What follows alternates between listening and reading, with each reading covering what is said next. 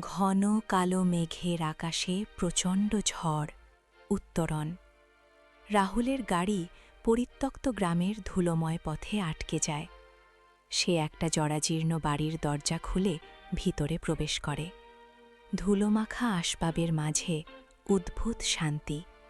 বাইরের গর্জনের মধ্যে এখানকার নিস্তব্ধতা মনে হয় আশ্রয়ের মতো। রাহুল ভাবে, এখানে রাত কাটিয়ে সকালে চালিয়ে যাব। ঘরে ঘুরতে ঘুরতে তার পা একটা পুরনো কাঠের বাক্সে ধাক্কা খায়। খুলে দেখে একটা ছেঁড়া ডায়েরি। পাতা উল্টে চমকে ওঠে। এ তো তার দাদুর হাতের লেখা। দাদু লিখেছেন নিজের জীবনের ব্যর্থতা, স্কুলে পড়ায় ফেল, ব্যবসা ভেস্তে যাওয়া, পরিবারের দায়িত্ব, কিন্তু প্রতিবার উঠে দাঁড়ানোর গল্প। রাহুলের নিজের সাম্প্রতিক চাকরি হারানোর স্মৃতি জেগে ওঠে। হৃদয় কেঁপে ওঠে।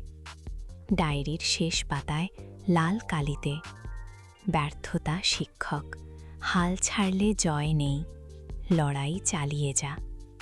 রাহুলের চোখ ভিজে ওঠে। বাইরে ঝড় থেমে গেছে। সে উঠে দাঁড়ায়, মনে নতুন আলো জ্বলে ওঠে। এই রাত তার জীবন বদলে দেয়। সংকল্প হয়, আবার শুরু করব।